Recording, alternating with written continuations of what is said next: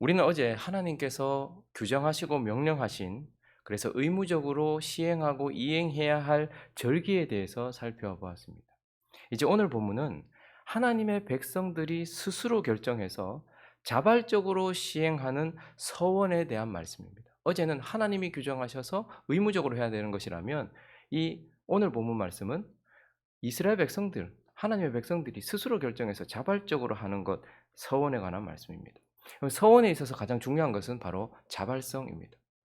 하나님에 의하여 강요당하거나 혹은 사람들에 의하여서 떠밀리거나 혹은 상황에 의하여서 하는 것이 아니고, 스스로가 내가 하겠다라는 결정 하에서 이루어지는 것, 자유한 상태 가운데서 이루어지는 것, 이게 바로 서약인데, 그래서 그러한 상태 가운데서 어떻게 해요? 내가 하나님께 무엇인가를 하겠다, 내가 무엇인가 하나님께 드리겠다는 약속이기도 하고, 또 서원은요, 내가 하나님 앞에서 무엇인가를 금하겠다, 끊겠다, 하지 않겠다라는 약속이기도 한 것. 그래서 서원은 자유로운 상태 가운데서 내가 하나님께 뭘 하겠다라는 약속이든지, 아니면 내가 뭘 하지 않겠다, 이제 다시는 이런 일을 하지 않겠다, 내가 다시는 이런 것들을 하지 않겠다라고 끊는 것이든지, 이러한 것들을 서원이라고 하는 것입니다. 그래서 오늘 우리는 이 서원에 관한 말씀, 이 30장 전체에 있는 말씀을 통하여서 우리에게 주시는 영적인 교훈이 무엇인지 한 두 가지 정도로 나누어서 살펴보려고 합니다.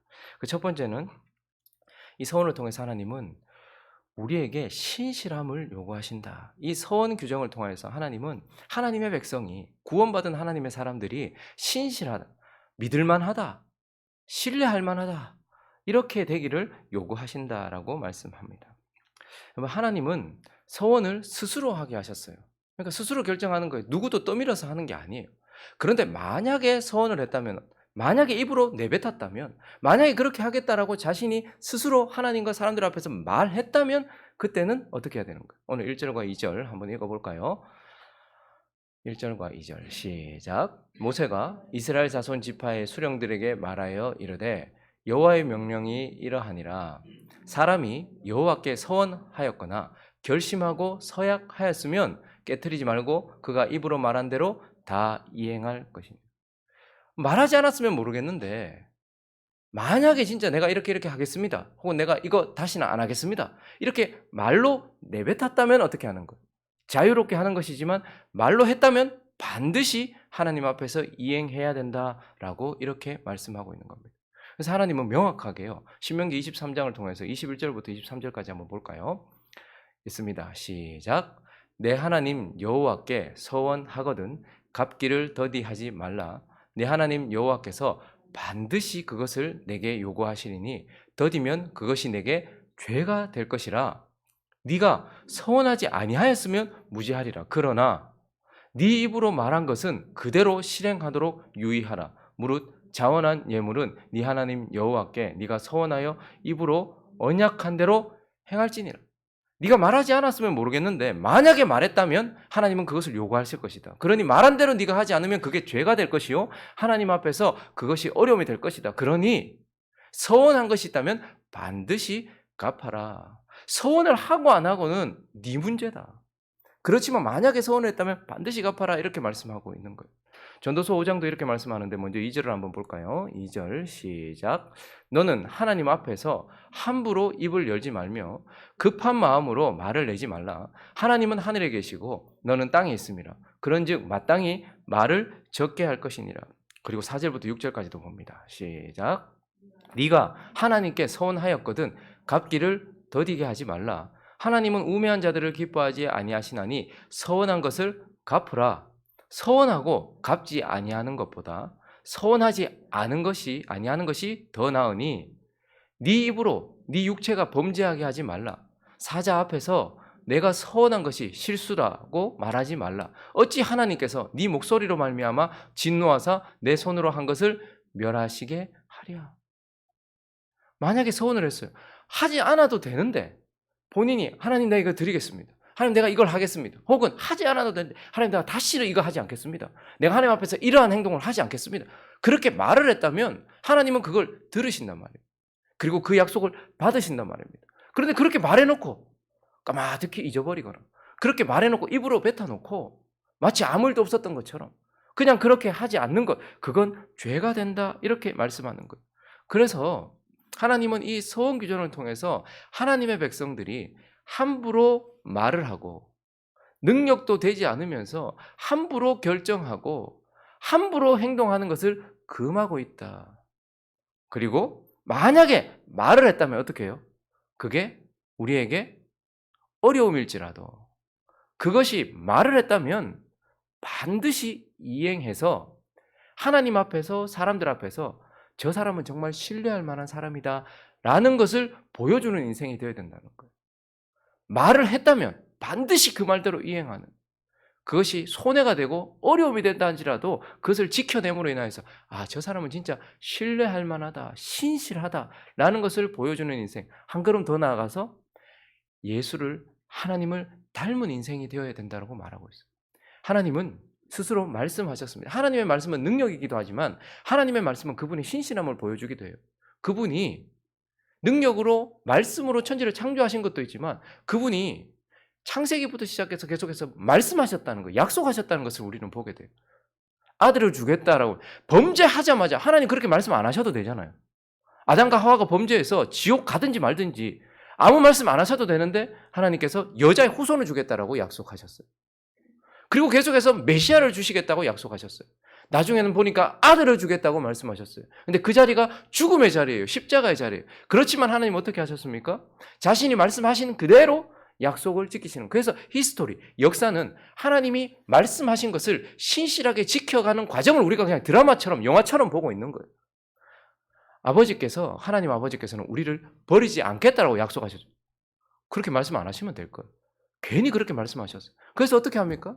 시내산에서 완전히 멸절당할 뻔했을 때에도, 광야에서 40년 동안 그들이 반역하여서 하나님께서 그들을 멸절하셔도 될 상황 속에서도, 그리고 끊임없이 하나님께 죄를 짓는 우리 가운데서 하나님이 진짜 이거 못 키우겠다, 버리고 싶을 정도로 끊임없이 그렇게 했을지라도 하나님 어떻게 하셨어요? 나는 내가 한번 택한 내 아들, 내가 양자로 받은 너희들 절대 버리지 않겠다 약속하셨기 때문에 어떻게 하신 거예요? 지금도 저와 여러분이 여기 앉아 있는 거예요. 저와 여러분이 하나님 앞에서 아들 같아서 앉아 있는 것이 아니라 하나님이 안 버리겠다 약속하셨기 때문인 거예요.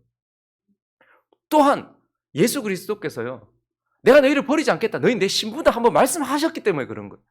신부가 신랑과 신실하게, 신부가 신랑에게 신실한 삶을 살면 모르겠는데 저와 여러분은 가늠한 여자 같아요. 늘 세상에 기웃거리고 우리 남편 아닌 다른 남편들에게 몸을 맡기고 마음을 맡기는 이러한 자들 아닙니까? 근데 예수께서 이 땅에 오셔서 어떻게 하셨어요? 이혼을 밥 먹듯이 하고 있는, 증서 써주고 이혼하면 되는 거 아닙니까? 라고 이야기하면서 이혼을 밥 먹듯이 하고 있는 남자들 앞에서 뭐라고 말씀하셨어요?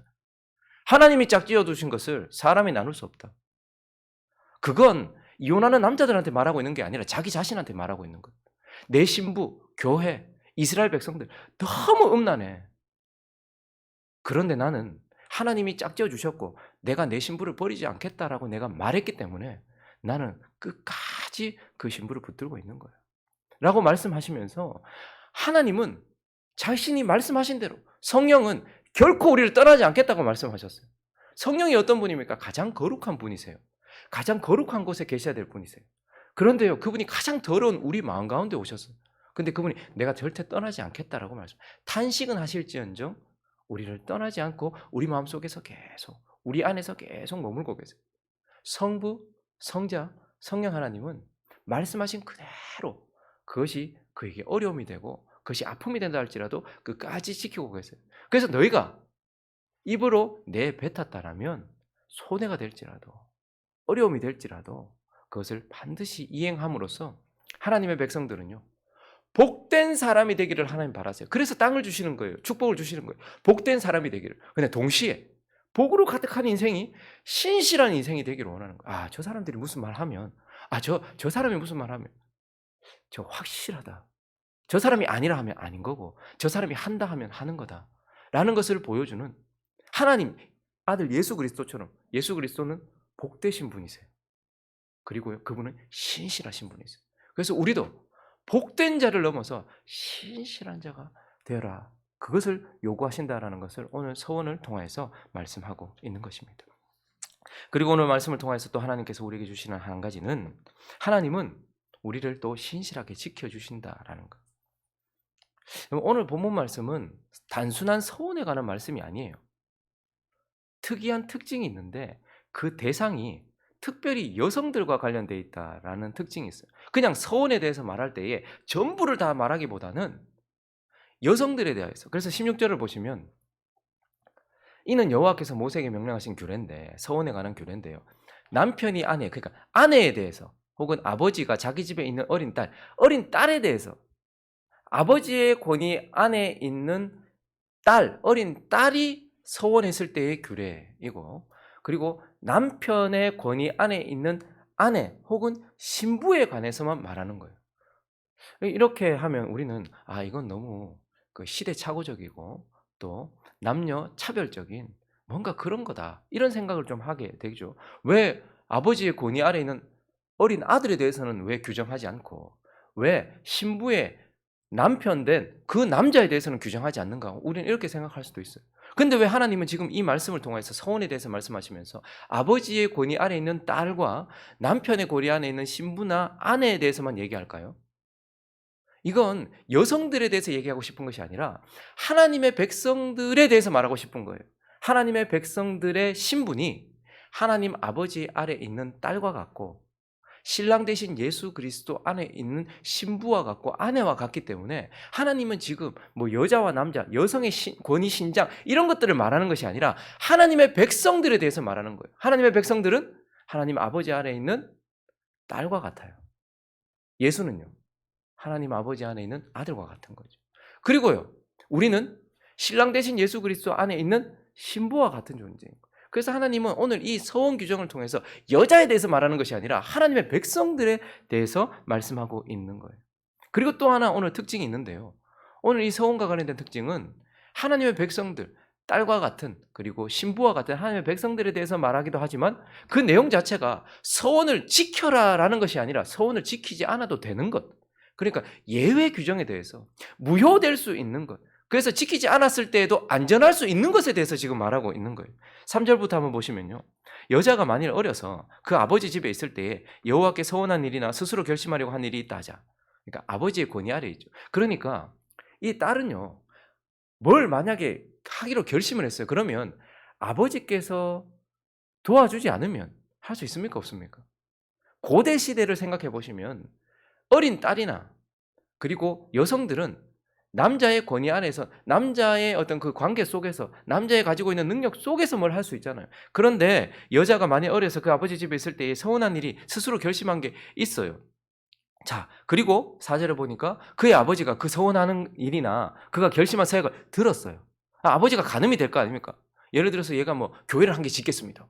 어린 딸이 막 너무 은혜를 받아가지고, 내가 막 교회에 막 한 10억을 헌금해가지고 일단은 뭐 땅을 일단 살 수 있도록 내가 마중물이 되겠습니다. 뭐 이렇게 했어요. 그런데 아버지가 그걸 딱 들어봤을 때 이게 가당한지 안 한지, 아버지가 들어봤는데 하고 그것에 대해 듣고도 그에게 아무 말이 없으면 그가 한 모든 서원을 행하고 그가 결심한 서약을 지키래요. 자, 그런데 5절 같이 읽습니다. 시작.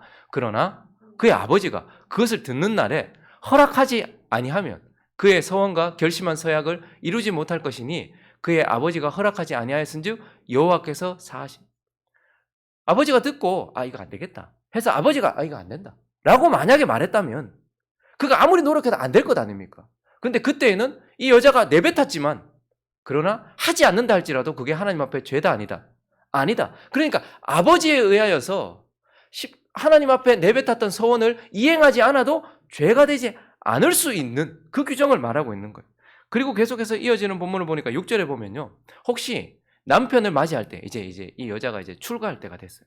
남편을 맞이할 때에 남편하고 결혼할 즈음에 서원을 했어요. 이제 이 여자는 아버지의 권위에서 이제 결혼을 하게 되면 남편의 권위 안으로 들어가잖아요. 그런데 그 즈음에 서원이나 결심한 서약을 경솔하게 그의 입으로 말했어요. 그래서 결혼하면서 내가 뭐 교회 이번에는 건물을 내가 건축하겠다, 내가 50억 하겠다, 뭐 이런 식으로 만약에 뭐 했다고 해요. 그리고 내가 다시는 뭐 거짓말하지 않겠다, 내가 다시는 이거 하지 않겠다, 내가 술 먹고 담배 피고 이거 내 이제 결혼하니까 내 이제 다시는 남자들하고 통화 안 하겠다, 뭐 이런 식으로 서원을 했어요. 그런데 그의 남편이 그것을 듣고 그 듣는 날에 그에게 아무 말이 없어요. 이제 결혼을 한 그 남편이 그때 결혼하기 전에 이 여자가 이런 서약을 했답니다, 이런 서원을 했답니다. 듣고 그래? 아무 말이 없으면 그 서원 이행하고 그가 결심한 서약 지킬 거예요. 자, 그런데 8절도 있습니다. 시작. 그러나 그의 남편이 그것을 듣는 날에 허락하지 아니하면 그 서원과 결심하려고 경솔하게 입술로 말한 서약은 무효가 될 것이니 여호와께서 그 여자를 사하시. 그 남편이 이건 안 될 것 같아. 이건 안 되는 거야. 이렇게 남편이 이건 아니야 라고 말했다면 그건 무효가 될 수 있고 그 여자가 지키지 않아도 죄가 되지 않는다. 이렇게 말씀하고 있어요. 그리고 10절도 보시면요. 이제 결혼한 상황 가운데서 부녀, 그러니까 아내죠. 아내가 혹시 그의 남편의 집에서 서원을 하였어요. 결심하고 서약을 했어요. 그의 남편이 그것을 또 들었어요. 아무 말 없이 금하지 않았다면 그 서원은 다 이행하고 그가 결심한 서약은 다 지킬 수 있고 지켜야 돼요. 그런데 12절 시작. 그러나 그의 남편이 그것을 듣는 날에 무효하게 하면 그 서원과 결심한 일에 대하여 입술로 말한 것을 아무것도 이루지 못하나니 그의 남편이 그것을 무효하게 하였은즉 여호와께서 그 부녀를 사하시느니라.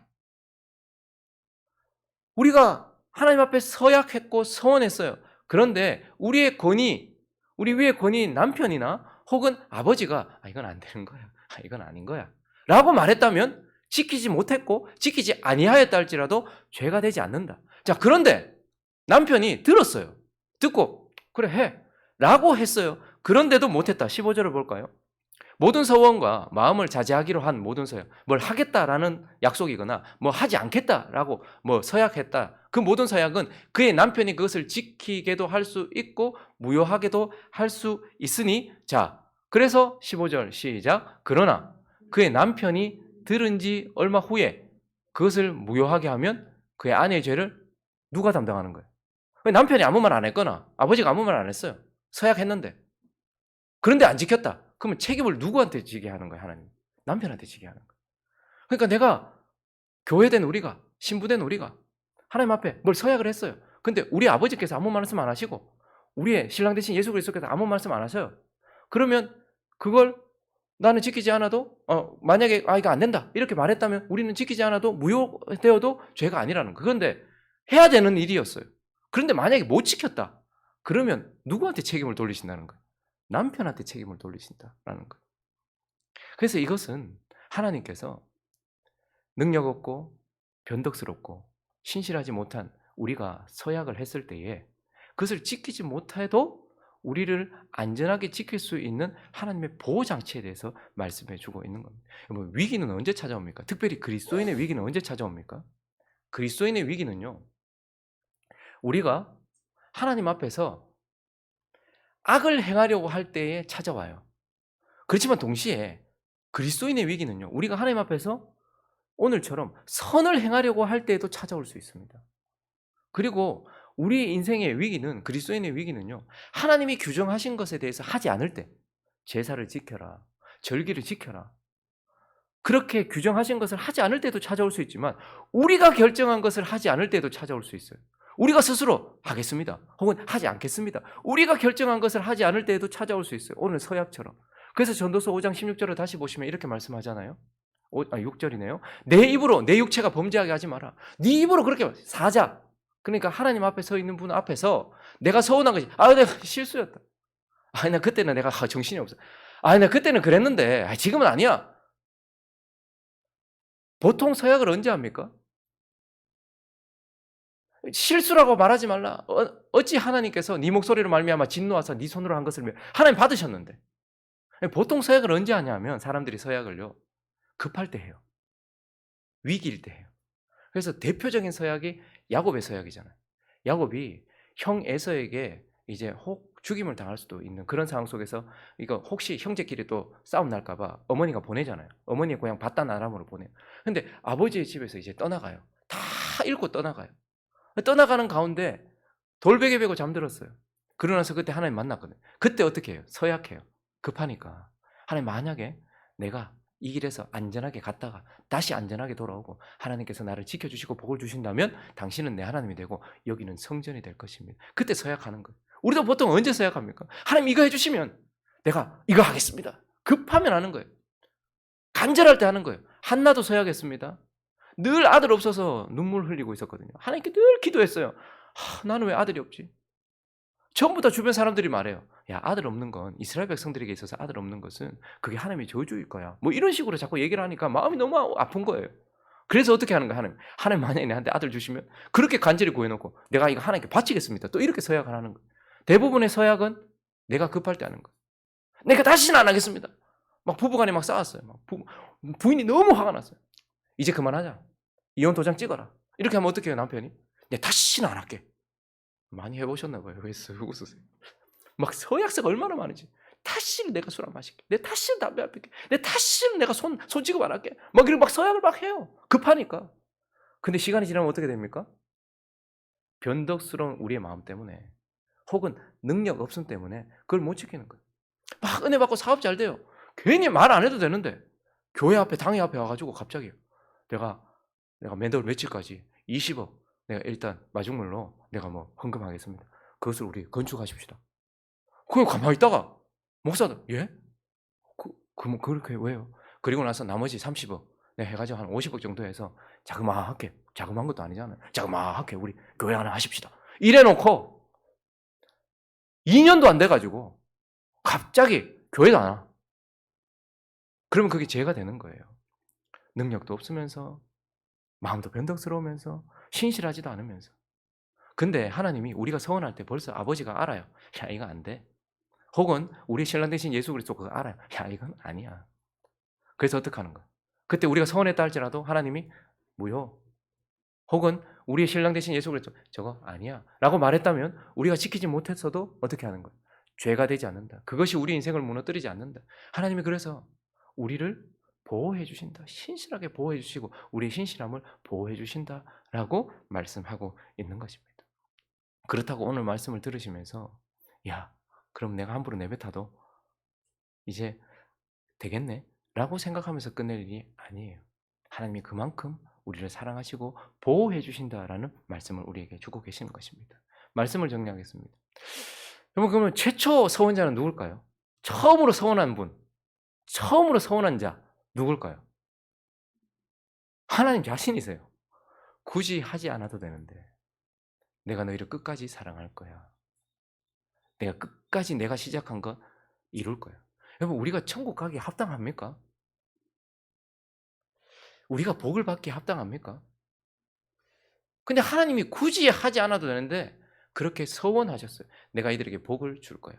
내가 이들을 버리지 않을 거야. 내가 이들과 영원히 함께 할 거야. 내가 이들을 천국으로 인도할 거야. 이들은 영원히 안식을 누리게 될 거야. 하나님께서 말씀하셨어요. 왜 그렇게 말씀하셨어요? 그분만이 유일하게 자유로운 분이시기 때문에 서원할 수 있었던 거예요. 그리고요, 그분만이 그 서원을 이룰 수 있는 능력을 가지고 계셨기 때문에 서원할 수 있었던 거예요. 그리고 그분은 그 서원을 신실하게 지키셨어요. 근데 놀랍게도 하나님이 저와 여러분에게도 서원할 수 있도록 은혜를 주신 것입니다. 우리에게 자유를 주셨기 때문에 우리가 서원할 수 있는 거예요. 할 수도 있고 하지 않을 수도 있는.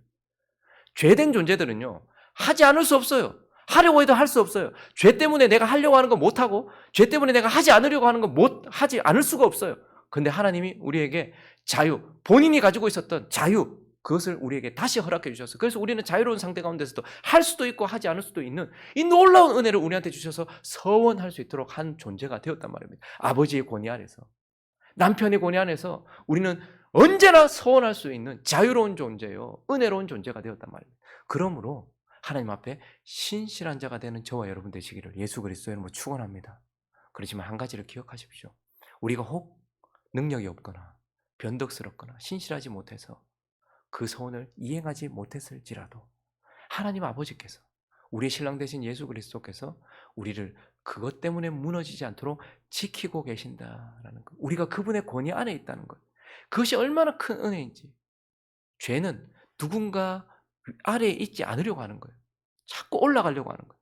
그러나 권위 아래에 있는 것이 은혜라는 것을 기억하면서 자유로운 은혜 가운데 신실한 삶을 살고 주님이 우리를 늘 보호해주고 계신다는 것을 기억하면서 그분께 감사하는 삶을 살아가는 저와 여러분 되시기를 예수 그리스도의 이름으로 축원합니다.